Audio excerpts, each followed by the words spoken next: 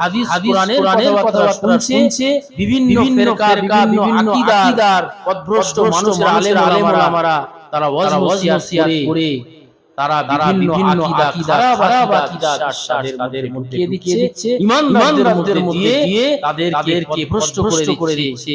অনেক মানুষ দেখবেন তারা মোবাইলে ওয়াজ শুনে সেই অনুযায়ী আমল করে।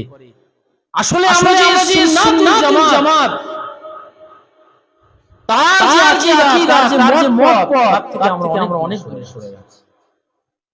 তাই আমাদের উচিত সুন্নাতুল জামাতের আকীদার উপরে বিশ্বাস রাখা।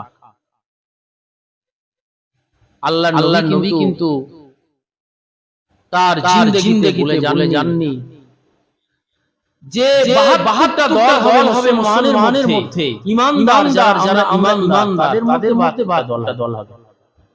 এই 72টার মধ্যে এই 73টা দল হবে, তার মধ্যে 72টা যাবে জাহান্নামে, একটা যাবে জান্নাত। তারা কিন্তু ঈমানদার হবে। তাই আমাদের ঈমান আকীদাটা ঠিক রাখতে হবে।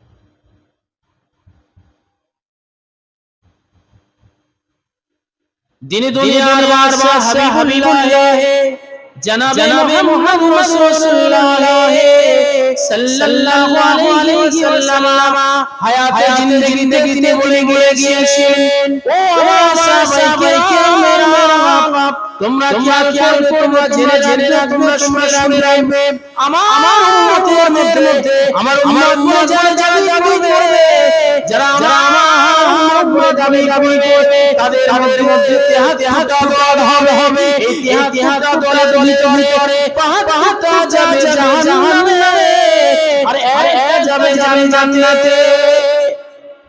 তারা কিন্তু নামাজ পড়বে, ওই যে 72টা দল জাহান্নামে যাবে, তারা নামাজ পড়বে, তাদের দাড়ি থাকবে, টুপি থাকবে, তারা নামাজ পড়বে, রোজা রাখবে, তারা আল্লাহর নামে জপে করবে, সব কিছু শরিয়াত অনুযায়ী চলবে, কিন্তু তারা জাহান্নামে যাবে। জোরে বলতে পারলেন না নাউজুবিল্লাহ? তারাও যাবে জাহান্নামে। কেন? ভালো করে তোমরা খেয়াল রাখবে যে আমাদের নামাজ আমরা পড়তে পারি না, রোজা আমরা রাখতে পারি না, এগুলো হচ্ছে আমল। কিন্তু আমরা নামাজ যেটা আমরা মানি, কি মানি না, নামাজ ফরজ, পড়তে পারি না, কিন্তু হুকুমটা মানতে হবে। যদি না মানি তাহলে আমাদের ঈমান থাকবে না। আর ঈমান হচ্ছে বিশ্বাস। ঈমানটা কি? বিশ্বাস। এই বিশ্বাসটা কি? আল্লাহ এবং আল্লাহর রাসূলের প্রতি বিশ্বাস। ইসলামের মৌলিক বিষয় আছে যেগুলো আপনার আমার বিশ্বাস রাখতে হবে। সেই বিষয়ের উপরে যদি বিশ্বাস না রাখতে পারি, কিঞ্চিত পরিমাণ যদি আমাদের সন্দেহ থাকে, এই বাচ্চারা কথা বলো না, যারা পরিমাণ যদি আমাদের সন্দেহ থাকে, তাহলে আমাদের ঈমান থাকবে না। আমরা কোন দলের অন্তর্ভুক্ত হব? ওই যে 72টা দল জাহান্নামে যাবে তার ভিতরে।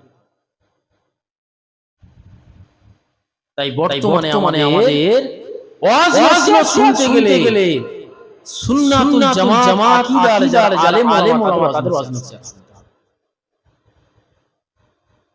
ওই যে 72টা দল যারা জাহান্নামে যাবে, তাদের আকীদা অর্থাৎ বিশ্বাস, ইসলামের যে মৌলিক বিষয়, সেগুলো তাদের কি থাকবে? বিশ্বাস থাকবে না। তাহলে আমাদের বুঝতে হবে আমরা যারা ঈমানদারদের আরবিতে বলা হয় বিশ্বাসী, অর্থাৎ মুমিন। সুবহানাল্লাহ। আমরা সকলে মুমিন, আমরা সকলে কি বিশ্বাসী মুমিন। আর যখন ইসলামের হুকুম আমরা যখন মেনে চলতে পারবো, আমরা কি হব? মুসলমান। বলুন সুবহানাল্লাহ। আমরা প্রকৃত মুসলমান হতে পারিনি। তাই আল্লাহ কোরআনে বলেছেন, ওয়ালা তামুতুন্না ইল্লা ওয়া আনতুম মুসলিমুন। আল্লাহ আমাদের শিখিয়ে দিচ্ছে, ও ঈমানদার তোমরা, আমি আল্লাহ পাক আমার কাছে তোমরা দোয়া চাও, যতক্ষণ না আমরা প্রকৃত মুসলমান না হতে পারবো, আমাদের মওত নসিব করবেন না। তাই আমরা সকলে মুমিন, আমাদের মুমিন হতে গেলে বিশ্বাস রাখতে হবে আল্লাহ, তার রাসূল, তার